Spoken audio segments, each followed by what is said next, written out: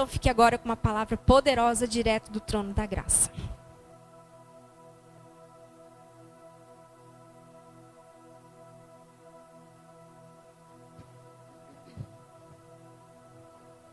Olá, tudo bem com vocês?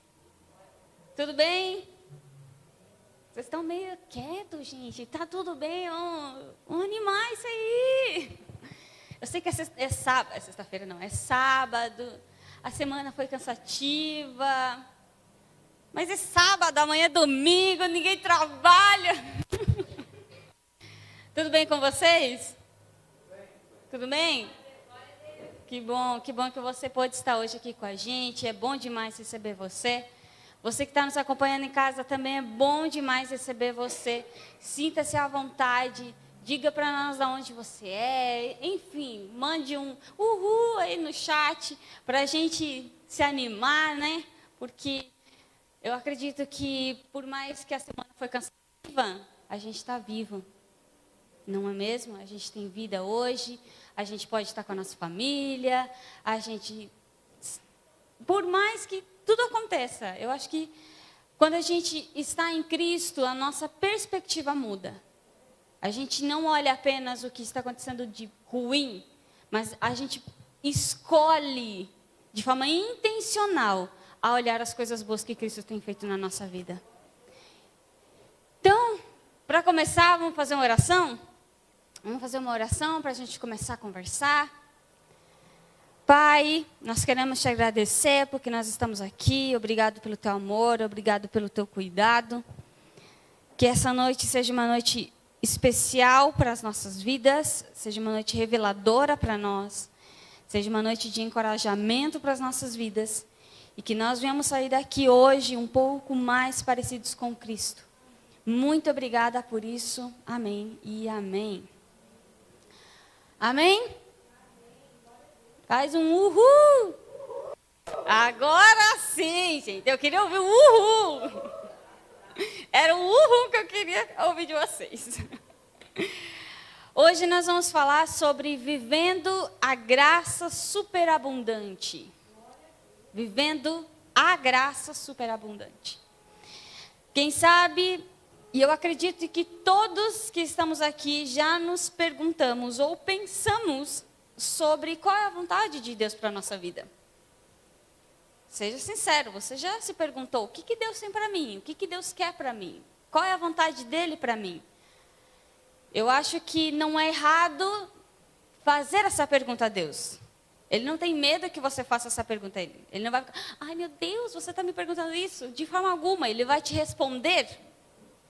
Então, eu falo por mim, eu já fiz essa pergunta, e aí Deus, o que tu tem para mim? Porque eu não faço nem ideia. O que você quer? Qual é a sua vontade na minha vida? E hoje, a gente vai ver que muitas vezes essas perguntas, tá ficando meio baixo aqui.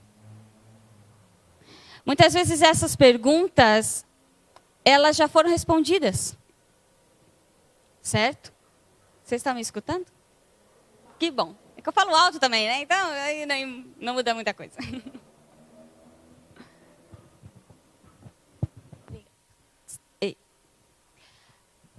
Muitas vezes essas perguntas de qual é a vontade de Deus, o que Deus tem para mim, na verdade, elas já foram respondidas. Deus ele já nos deu essa resposta de qual é a vontade dele para a minha vida e para a sua vida.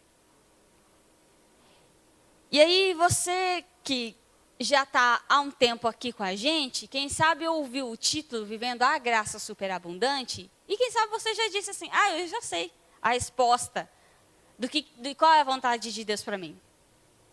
A resposta é que Deus quer que eu viva uma vida superabundante, que eu viva essa graça superabundante. Só que para eu viver a graça superabundante, eu preciso saber o que é graça. E o que é de tão abundante? O que é essa graça? O que é esse superabundante que ele tem para mim? O que é essa vida que ele tem para mim? Não faz sentido algum eu dizer para você que Deus tem uma vida de graça superabundante, mas não te dizer o que é graça. Você vai chegar aqui, ouvir, vai ser uma mensagem bacana, legal, mas você vai para casa pensando, tá, o que é essa graça que ela falou a noite inteira? Como eu coloco isso na minha vida prática?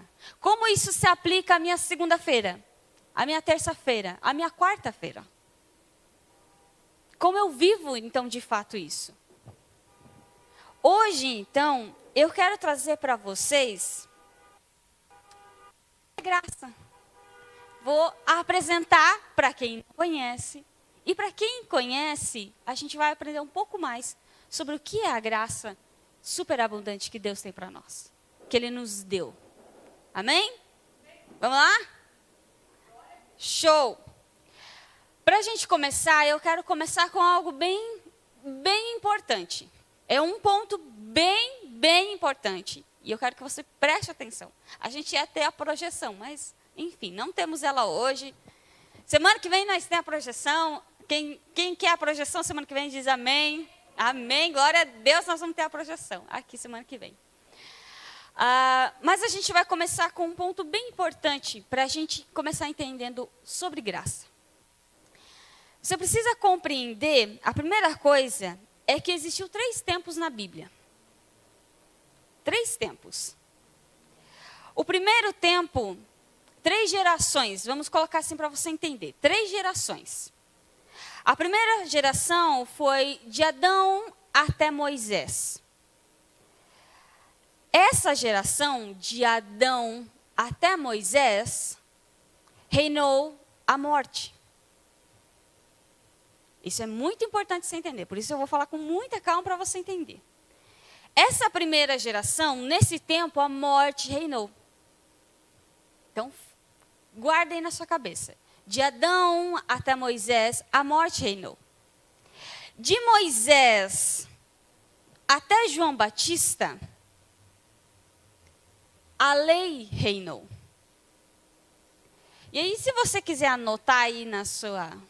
Se você quiser anotar, que eu aconselho você a anotar hoje, eu estou meio perdida, gente. Deixa eu mostrar minha vulnerabilidade, porque a gente não tem o data show, a projeção, tá? Então, eu estou perdida, vou ser sincera, porque ali iria me ajudar muito hoje. Então, vamos com calma.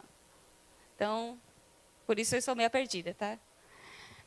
De Adão até Moisés, vamos recapitular. De Adão até Moisés, a morte reinou. Essa foi a primeira geração. E aí, se você ler Romanos, o capítulo 5 e o verso 14, ele vai dizer assim para nós. Todavia, a morte reinou desde o tempo de Adão até o de Moisés, mesmo sobre aqueles que não cometeram pecado semelhante à transgressão de Adão, o qual era um tipo daquele que haveria de vir. Então, por causa daquilo que Adão fez, todos sofreram a mesma transgressão, a mesma consequência.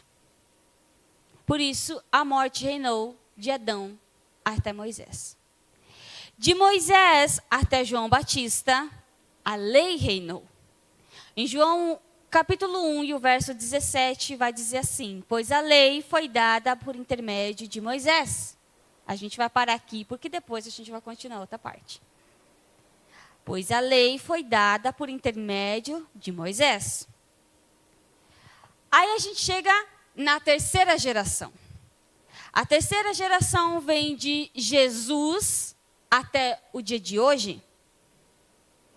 De Jesus até o dia de hoje, o que reina é a graça. Ok? Gálatas, o capítulo 4, do verso 4 ao 5, vai dizer assim: mas quando chegou a plenitude do tempo, Deus enviou seu Filho, nascido de mulher, nascido debaixo da lei, a fim de redimir os que estavam sob a lei, para que recebêssemos a adoção de filhos. Por que eu quis trazer esse primeiro ponto? Porque é muito importante nós entendermos que hoje nós vivemos no tempo da graça, onde a graça reina. Adão até Moisés, a morte reinou. Moisés até João Batista, a lei reinou. Por que até João Batista? Porque a Bíblia vai dizer que João Batista foi o último profeta do Antigo Testamento. E aí, de Jesus até o dia de hoje, a graça reina. É importante, eu e você entendemos que hoje nós vivemos no tempo da graça, onde a graça reina. Não mais onde a morte e nem mais onde a lei reina, mas a graça. Deixa eu fazer uma pergunta para você. Quantos de vocês já ouviram a frase graça, favor e merecido? Já ouviram essa frase? Quem não ouviu essa frase? Então tá bom. Graça, favor e merecido. Essa frase, ela é totalmente certa. Porque graça é favor e merecido. Essa é a melhor definição de graça. Mas não é a única. E eu vou te mostrar por que ela não é a única. Mas vamos com calma. Graça, favor e merecido. Que favor é esse? Porque é muito fácil eu dizer graça, favor e merecido e você repetir graça, favor e merecido. Mas que favor e merecido é esse? Que favor e merecido é esse? Quando eu falo de favor, existe algo que muitas vezes acontece de ser enganado. Favor ser comparado com misericórdia. Favor não é misericórdia. Favor é favor. Misericórdia é misericórdia. Deus, ele não veio, Cristo, ele não veio apenas para que nós não venhamos perecer. Mas ele veio nos dar uma vida eterna. Favor. Quando eu quero apenas uma misericórdia de Deus, Deus tenha misericórdia de mim, é algo, Deus, eu preciso disso daqui agora. Desse problema, tenha misericórdia, resolva isso aqui para mim. Mas quando eu uso de favor, eu uso a vida eterna, aquilo que ele me deu por completo. Ele poderia muito bem perdoar pecados, certo? Mas ele não veio apenas perdoar pecados, ele veio fazer algo muito maior em relação ao pecado. Ele veio aniquilar o pecado. Mas a gente não vai ter em pecado hoje. Calma, só para você entender o que eu estou te dizendo. Favor é favor, misericórdia é misericórdia. Quando eu uso apenas de misericórdia com Deus, no final eu torno ele meu mordomo. Deus, eu preciso disso. Resolve para mim. Deus, eu preciso daquilo. Deus, eu quero isso. Deus, eu quero isso. Deus não é seu mordomo. Deus é o seu Senhor. Quando eu uso do favor, eu uso da minha nova condição de filho. O favor imerecido que nós recebemos de Cristo é o direito de nos tornarmos filhos de Deus. Olha o que diz João, capítulo 1 e o verso 12. Contudo, aos que o receberam, aos que creram em seu nome, deu-lhes o direito de se tornarem filhos de Deus. Cristo veio e nos deu o direito de sermos chamados de filhos de Deus. Algo que certamente eu e você não merecíamos. Porque a Bíblia vai dizer em Romanos, o capítulo 5 e o verso 10, que nós éramos considerados inimigos de Deus. Imagina alguém que era seu inimigo, agora se torna seu filho. De forma lógica e humana, de forma natural, se você tem um inimigo, você não quer nem ver ele perto. Como pode você ser inimigo e em um momento você é inimigo e no outro você é filho? Você não é amigo, você é filho.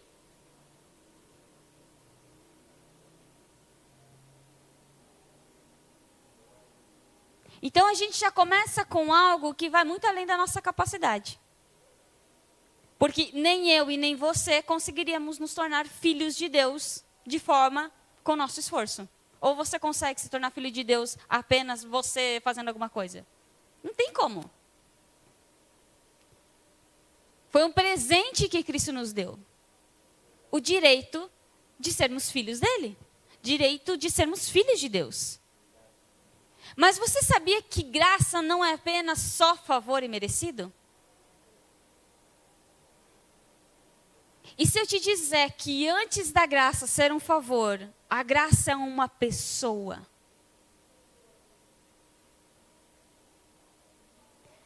A gente vai ler de novo João capítulo 1 e o verso 17, que fala assim: pois a lei foi dada por intermédio de Moisés, a graça e a verdade vieram por intermédio de Jesus Cristo. É tão interessante esse verso, porque quando a gente vai pesquisar a palavra original, vieram, no grego, ele significa vir à existência, aparecer no cenário. A verdade é que graça e verdade veio à existência por meio de Cristo. Quando Cristo veio, graça e verdade apareceram no cenário da humanidade. E por que eu disse graça e verdade veio? Porque graça e verdade não são duas coisas separadas, são uma só. Por isso que quando as pessoas falam assim, graça, mas a graça é a graça. Mas a verdade, Deus ele é duro na sua verdade. Que mentira. Nem sabe o que é verdade. Vive uma mentira. Graça e verdade são uma coisa só. Porque se você for ler Jesus ele dizendo, eu sou o caminho, a verdade e a vida, ele é verdade. Se graça e verdade vieram por meio de Cristo, ele é graça, graça e verdade. Ele é os dois, uma coisa só, não separado. Perceba que quando Deus dá a lei, ele tem um intermediário que é Moisés. E isso é muito interessante. Ele dá a Moisés. Claro que se a gente for ler bem a história do que aconteceu lá, foi uma bagunça, né, gente? Meu Deus, que folia. Deus escreveu na pedra, aí Deus deu para Moisés, falou, vai Moisés. Moisés chegou lá embaixo, o povo estava numa loucura. Aí Moisés ficou brabo, tacou as pedras no chão, quebrou, voltou lá no monte, o que Deus falou? Agora tu vai escrever, nego. Eu não vou escrever de novo, eu escrevi já uma vez. Pensa que folia. Só que quando Deus deu a lei, ele deu por intermediário. Mas quando ele dá a graça e a verdade, ele não manda um intermediário, ele manda seu filho. E aí, se a gente for ler a Bíblia fala que o filho é o próprio Deus. Então, quando a gente realmente coloca tudo isso na mesa, a gente vai ver que o próprio Deus, ele vem para enviar graça e verdade. Ele não usa mais o intermediário, mas ele mesmo fala assim, eu vou resolver esse problema. Então, eu vou. Quando a gente entende que graça e verdade é uma pessoa, no caso Jesus Cristo, que ele é a graça encarnada, a graça personificada, a gente compreende que graça não é mais um conceito ou doutrina, mas é uma pessoa. As pessoas falam, graças, essa doutrina aí que está aparecendo, isso daí que essas igrejas da parede preta estão pregando. Não, gente. Quando Deus disse, haja luz, a graça estava ali já. Não é uma invenção de ninguém. Se as pessoas parassem e lessem a palavra, elas iriam ver que não é uma invenção. É o que a palavra nos diz. Claro, falta revelação. E aí a gente entra em outro ponto. Só que graça é o próprio Cristo. Por isso que o favor que nós recebemos de Cristo, da graça, é sermos filhos de Deus.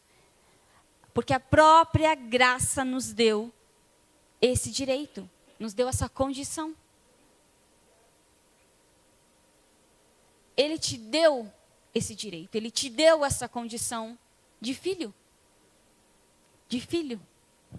João, o capítulo 1 e o verso 13, vai nos dizer assim: os quais não nasceram do sangue, nem da vontade da carne, e nem da vontade do homem, mas sim de Deus. E aí eu achei interessante que ele fala assim: os quais não nasceram do sangue, nem da vontade da carne, nem da vontade do homem, mas sim de Deus. O que ele está querendo nos dizer? Que é da vontade de Deus.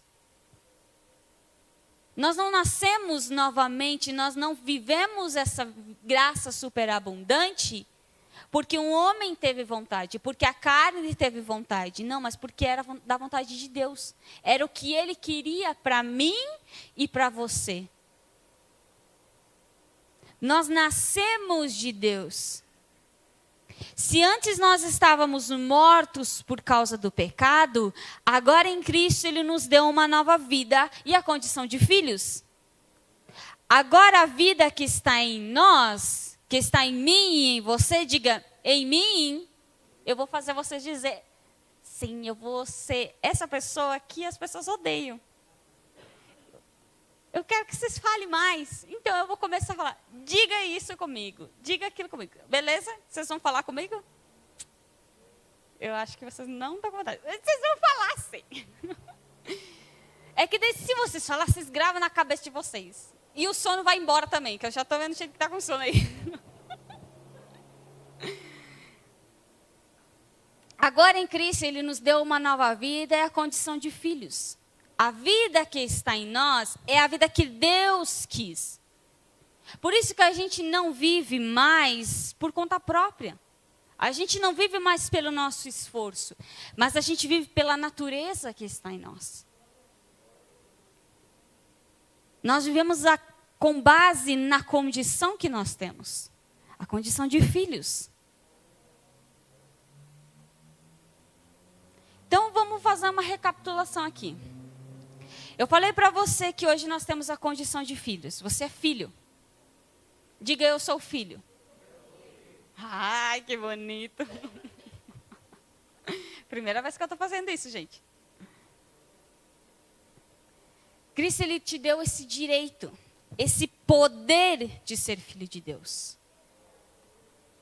Era do agrado de Deus que nós vivêssemos uma nova vida. Era do agrado dele. Ele deseja, ele tem expectativa de que nós viemos viver essa vida nova. Essa é a expectativa dele para mim e para você. Mas Cristo, ele não nos deu apenas uma vida. Ele fez tudo completo. Você consegue concordar comigo que tudo que Cristo fez é de forma completa? É pleno aquilo que ele faz? Ok, chegamos em um acordo. Se ele nos deu uma vida nova, não faz sentido ele me dar uma vida nova, mas me deixar com a natureza velha. É aquele versículo que diz assim, não faz sentido, eu vou dizer nas minhas palavras, não faz sentido você pegar uma roupa velha e colocar um remendo novo. Que sentido faz? Você só quer dar uma tapeada ali. Faz sentido? Você faz isso na sua roupa? Rasgou a sua calça que você mais gostava. Aí você vai lá, vai pegar aqueles quadriculados assim. E você vai fazer uma costurinha ali. Não faz sentido. É muito mais fácil você ir na loja e comprar outra. Claro, a gente tem que ver essa questão, né? Money. Às vezes a gente não tem também. Mas, enfim.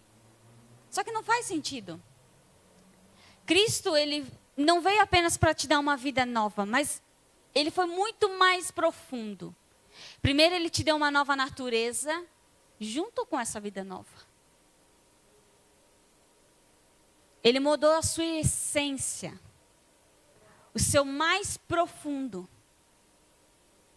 Quando a gente fala de natureza, a gente está falando do mais profundo, do mais íntimo do seu coração. da sua vida. Foi isso que ele mudou. Todas as suas vontades, desejos, é ali que a natureza encontrou. É ali que ela chegou. Quando a gente lê João 10, o capítulo 10, o verso 10, vai dizer assim: o ladrão não vem senão para furtar, matar e destruir. Eu vim para que eles tenham vida e a tenham em abundância. Quando a gente fala nesse versículo, e esse versículo é maravilhoso, eu gosto desse versículo só porque o que está por trás desse versículo, porque a maioria das pessoas lê, ai, que bonito. Mas eles não imaginam o que está por trás. O que está no mais profundo ainda desse verso. Quando Jesus ele declara, eu vim para que eles tenham vida. No grego existem duas palavras dizendo sobre vida. A palavra bios, que é a vida humana, essa vida natural, essa vida biológica. E aí tem a palavra zoe. Zoe, zoé, enfim, cada um dá uma pesquisada lá no Google e você vê a pronúncia correta, certo? Zoe, o significado de Zoe é a vida que atravessa todos. E eu achei tão interessante, porque eu achei um significado que é assim. Zoe é em quem o Logos, a palavra, Deus, assumiu a natureza humana. Ou seja, Zoe é a vida de Deus em nós. É Ele assumindo a nossa natureza. Ele não apenas agora habita em você. Ele assume a sua natureza. A natureza dele em você. Ele em você. Perceba que é algo muito mais profundo. Ele não coloca apenas uma capa em você e deixa-o por dentro podre. Não, primeiro ele começa lá no fundo, aniquilando, destruindo toda aquela podridão. Vamos ser bem sinceros. E aí aquilo sai por fora. No mais profundo. Cristo não nos deu apenas uma vida nova, mas colocou em nós a natureza e nos deu o direito de sermos filhos. Agora, a vida que vivemos não é mais baseada em nossos esforços, capacidade, conhecimento ou inteligência, mas é baseada naquilo que Cristo nos deu. Sabe por quê? Porque se eu vivo a minha vida baseada nos meus esforços, na minha capacidade, no meu conhecimento e na minha inteligência, eu vivo frustrado. Porque vai chegar uma hora em que eu não vou saber fazer tal coisa. Vai chegar uma hora que eu não tenho como fazer aquilo. Eu não tenho força para fazer aquilo. Gente, eu vou falar assim, eu consigo levantar até um tanto de peso. Mas se for demais, eu não vou conseguir. Eu vou arrebentar com as minhas costas tentando. É provável que isso que vai acontecer. Fala assim, no meu trabalho, eu levanto peso. Porque eu trabalho com roupa lá. É uma maravilha. Amém, glória a Deus. Mas eu levanto peso. Porque as meninas fazem lá numa máquina, uma operação, e aí eu tenho que pegar da máquina dela e às vezes levar lá para outra máquina. E isso é pesado. Pensa você pegar 1000 camisetas. É maravilhoso. É uma bênção. Acho que alguém sabe como é que é isso. É pesado. Aí, quando eu vejo que é muita, principalmente quando é assim, ó, G, G1, G2, G3, você não faz ideia do quanto é pesado aquilo. O que eu faço? Eu pego de pouquinho em pouquinho, porque eu não consigo carregar. Nem que eu tenha que ir 2, 3, 4 vezes. Eu vou lá, pego um pouquinho, daí levo. Aqui. Eu vou lá, pego outro pouquinho, levo. Aqui. E é assim. Porque eu não vou arrebentar com as minhas costas primeiro. E segundo, que eu não consigo. Agora, trazendo para a nossa vida em outro âmbito, gente, tem coisa que você não consegue fazer. Você não consegue mudar alguém. Você consegue mudar a cabeça do seu amigo, do seu marido, da sua esposa, do seu filho, do seu pai, da sua mãe? Não, não muda. Você não consegue mudar a cabeça de ninguém. Você vai ficar a vida inteira brigando com a pessoa e você não vai mudar. Porque você não consegue nem mudar você mesmo. Você não muda você mesmo. Porque isso está além da sua capacidade, está além do seu poder. Sabe quem tem o poder de mudar a sua vida? Cristo. Ele tem esse poder. Por isso que Ele é o nosso Senhor e nós somos seus filhos. Quando a gente olha pai e filho, quem é o que provê? É o pai. É o pai que deve prover comida, roupa, calçado, carinho, amor. Infelizmente, muito só provê roupa e calçado e amor e carinho fica lá no cantinho. Mas enfim. Esse é o dever do pai. Prover. O dever de Deus comigo e com você é prover. E Ele já proveu. Ele é o Jeová Jireh, o Deus provedor.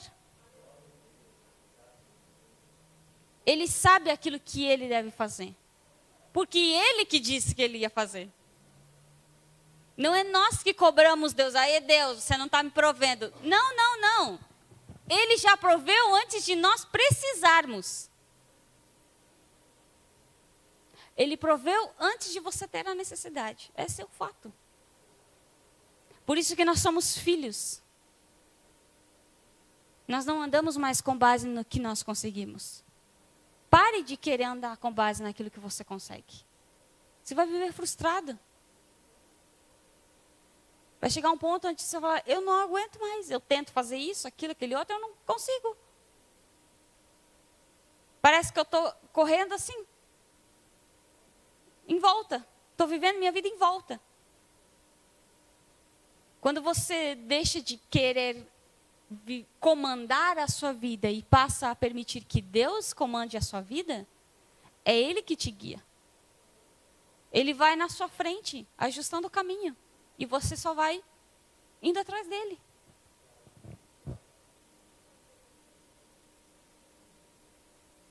Sabe o que é viver essa graça superabundante? É viver pela nova natureza, sabendo a nossa condição de filho.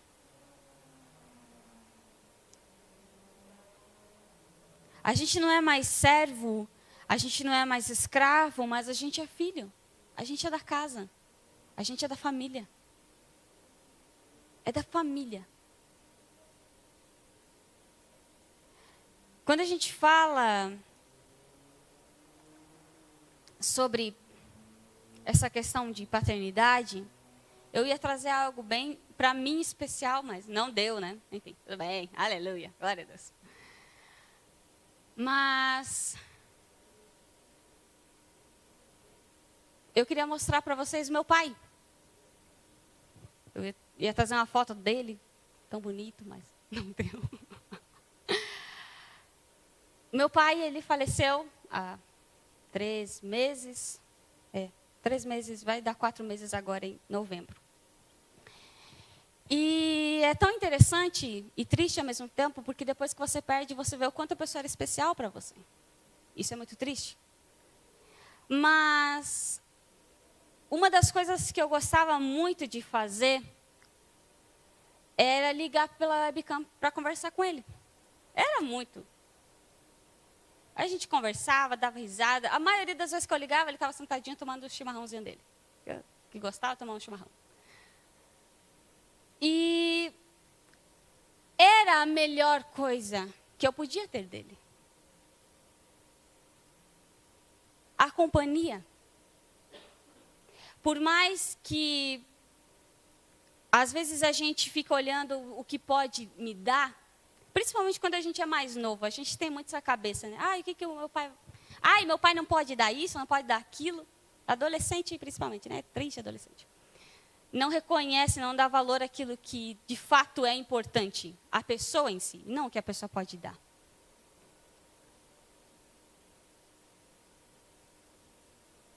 Eu tenho uma memória muito interessante com ele. Quando eu era pequena, eu devia ter uns 5 anos, por aí. A gente morava numa cidade chamada Itapiranga.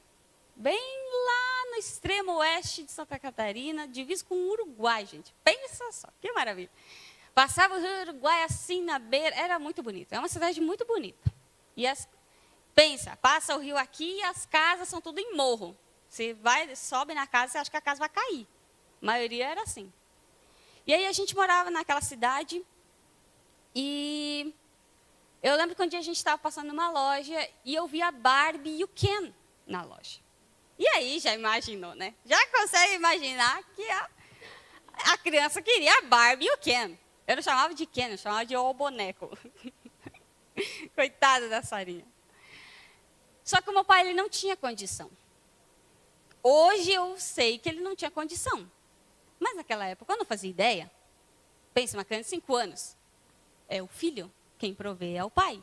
O filho não se preocupa com o que o pai vai dar. Não se preocupe se o pai tem ou não tem. O filho só chega, pai, me dá aquilo ali. E aí eu lembro que eu e a minha irmã queria muito o boneco. Só que eu não sei se a gente incomodou ele, enfim. Acontece que um dia eu estava dormindo, isso eu lembro muito certo, eu estava dormindo. E aí quando eu acordei, o Ken estava do meu lado. E eu lembro que eu fiz uma festa com o Ken. E eu e a minha irmã brincamos um monte. Isso é algo legal? É algo legal. Mas sabe o que hoje eu gostaria de ter com ele? Sentar e conversar com ele. Não dele me dar alguma coisa. Não importa se ele ia me dar, se ele não ia me dar. Não era isso que era o importante. O importante era ter a companhia dele. O importante era sentar e ouvir ele falar. Ouvir as piadas dele. O Felipe sabe. Que era maravilha. Sabe piada de tiozão? Era do meu pai. Agora não quero deixar um momento melancólico aqui para vocês, né? Agora eu quero trazer isso em âmbito nós e Deus. Gente, às vezes a gente foca tanto naquilo que Deus pode me dar. Porque Deus, eu quero isso. Porque Deus, eu quero aquilo. A melhor coisa que Cristo nos deu é o direito de nos assentarmos na mesa e podermos conversar com Deus. Essa é a melhor coisa. Não é o que Ele pode nos dar, mas é sentar e ouvir Ele, é se relacionar com Ele. Gente, hoje a gente tem o direito de se relacionar com Ele, de conhecer quem Deus é. Olha que coisa maravilhosa.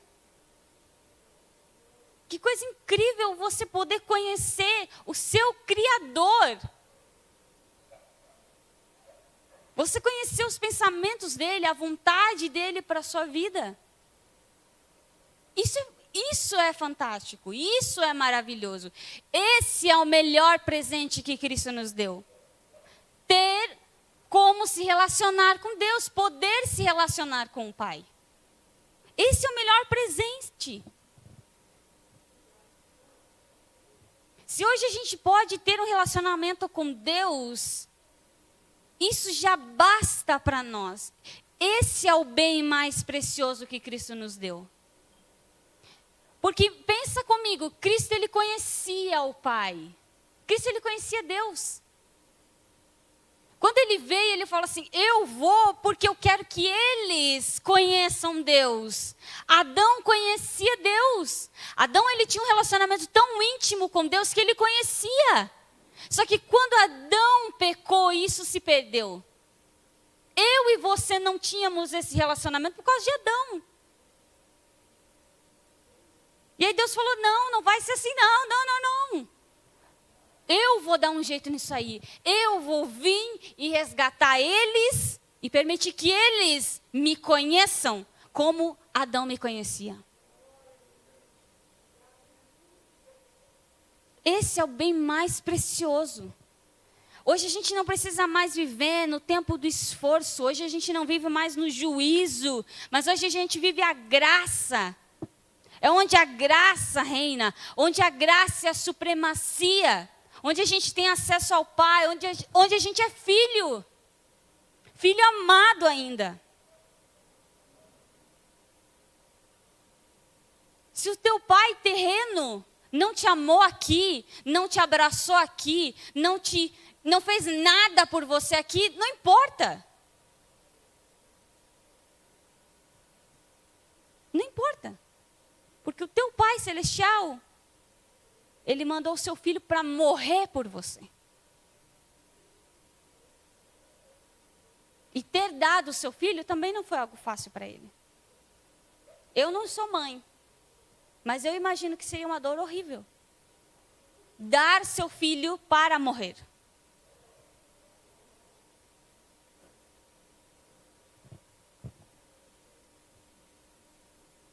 Hoje a gente vive na graça abundante, superabundante. É um presente que nós recebemos. Da graça e de graça. A gente não pagou por isso. A gente não comprou. A gente não conquistou. A gente não fez uma campanha de 7 semanas para conseguir graça. A gente não pagou promessa para conseguir graça. A gente não leu a Bíblia inteira para conseguir graça. A gente não parou de ir lá e se drogar, ou beber, ou prostituir, ou assistir pornografia. E aí Deus falou, agora você parou de fazer isso, então eu vou te dar graça. Não, você estava fazendo isso e Ele te deu graça.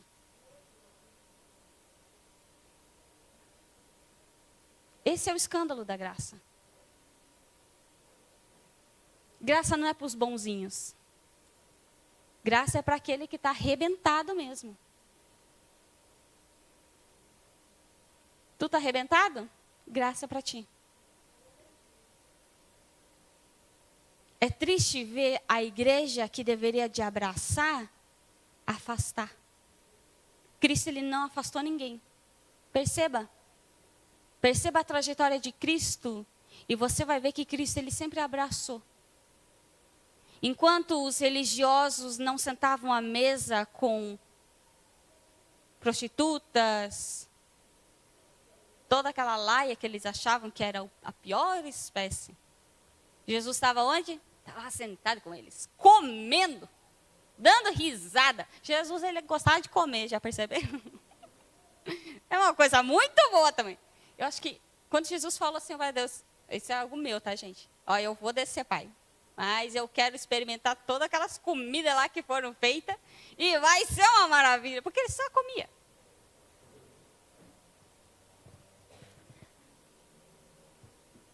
Jesus, Ele abraça.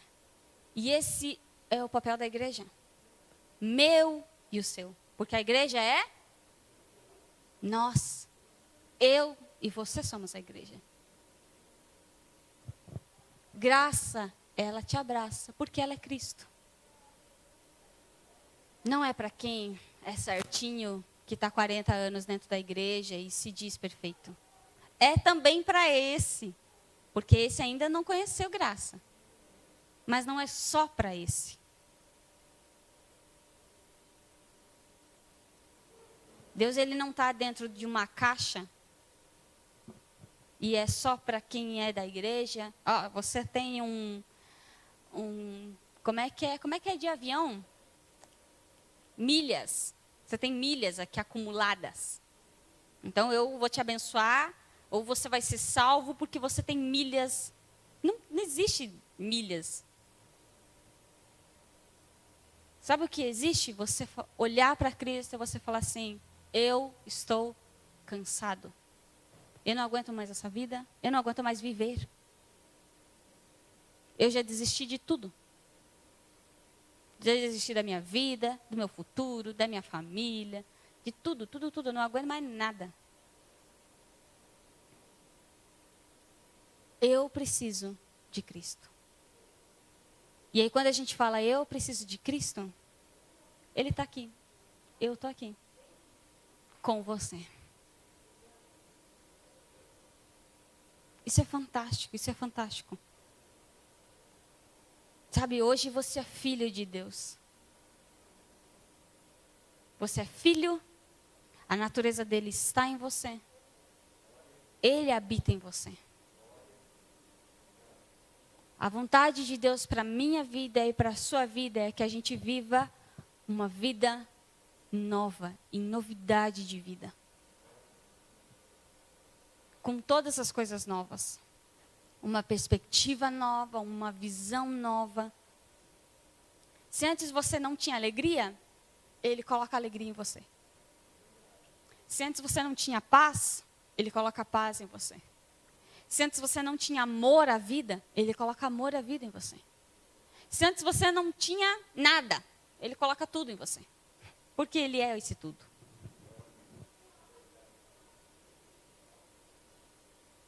Cristo, Ele veio te trazer uma vida eterna, uma vida de paz, uma vida completa, cheia de alegria e o melhor, com expectativas boas para o amanhã. Boas. Expectativas boas. Quando a gente vive pelo nosso esforço, a gente não tem expectativa nenhuma. Se tem, é de coisa ruim. Ai, porque como é que eu vou dar jeito nisso? Como é que eu vou dar jeito naquilo? Porque tem isso, tem aquilo, tem produção, tem meta, tem isso, aquilo, aquele outro, eu não vou conseguir, eu não tenho como fazer, isso, aquilo. Agora, quando eu estou olhando para Cristo, eu falo assim, eu sei que Ele pode todas as coisas. Então, eu entrego a minha vida a Cristo. Sabe, entregar a nossa vida a Cristo não é uma vez. Não é só uma vez.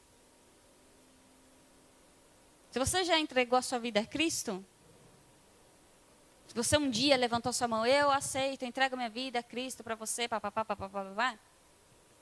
Mas não é só uma vez. É todo dia. É todo dia eu decido, eu escolho entregar a minha vida a Cristo. Todos os dias. Eu falo assim, Cristo, eu não consigo. Eu não tenho força. Eu não posso fazer isso. Eu não tenho como fazer isso. Então eu me entrego a você. Eu não tenho como me curar. Eu não tenho como tirar a dor que está em mim. Eu não tenho como saciar. Então eu me entrego a você. E aí quando você se entrega a Ele, todos os dias, você vive a graça superabundante. Porque tudo aquilo que Ele faz não é pequeno, é grande, é completo. Ele preenche todas as lacunas. Eu quero terminar trazendo um versículo que é Gálatas 4, o verso 7, que diz assim: assim, você, diga eu, não é mais escravo, mas filho. E por ser filho, Deus também o tornou herdeiro. Eu não vou explicar o que é esse verso, porque a gente vai continuar outro dia. Nós vamos falar sobre a herança. O que Cristo nos deu? Nós entendemos hoje que graça é Cristo. Você entendeu que a graça é uma pessoa? É Cristo. Graça é uma pessoa. Graça é Cristo. O favor imerecido dele para você. Quando alguém fala assim, o que é o favor? Diga, ser filho de Deus. E eu sou filho de Deus. Você é filho de Deus. Você é filho. Quem é que provê para uma casa? Quem é que provê para um filho? Quem que provê? Tá bom. Eu só... O pai. É o pai que provê. O filho só usufrui daquilo que o pai provê. O meu papel e o seu papel é usufruir daquilo que o pai nos deu já. É o seu papel. Seu papel não é conquistar. Vou falar algo que quem sabe você vai ficar, nossa, mas o seu papel também não é nem agradar o pai.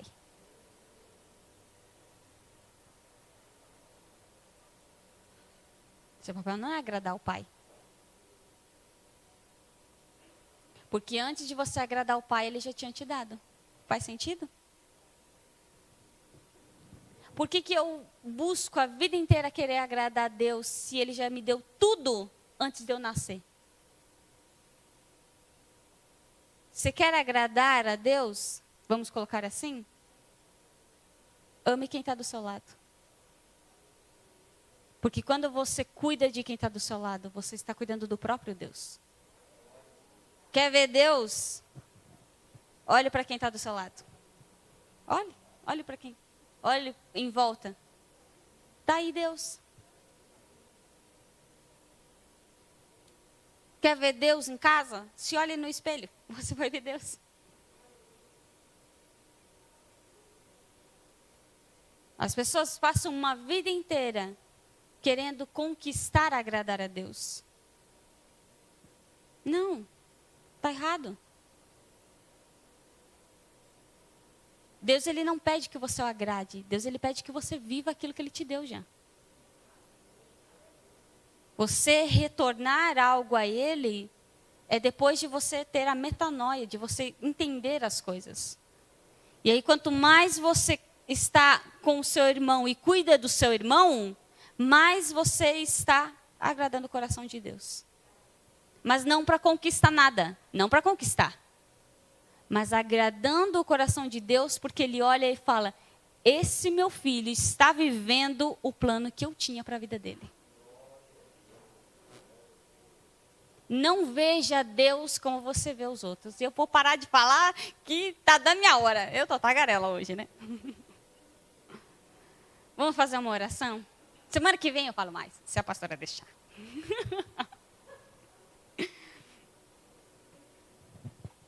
Vamos fazer uma oração? Eu de verdade, eu encorajo você a durante a sua semana, durante os seus dias, você declarar, eu sou filho de Deus. Cristo habita em mim. Quem sabe você fala assim, mas eu nem sei o que significa essas palavras. Declare. Declare. Declare, declare. Diga. Olhe para você mesmo, vai na frente do espelho e fala, eu sou filho de Deus. Eu sou filho de Deus. Eu sou um filho amado. Eu sou amado por esse Deus. A maior demonstração de amor por mim e por você, a maior. Ninguém vai te amar do mesmo jeito que Cristo quando ele morreu naquela cruz. Ele morreu por amor a você, por amor a mim. Você consegue imaginar alguém morrendo por você? Eu não. Eu não consigo imaginar alguém morrendo por mim. Quem sabe você fala assim, mas eu fiz tanta coisa de errada, meu Deus, eu não valo nem o que eu como.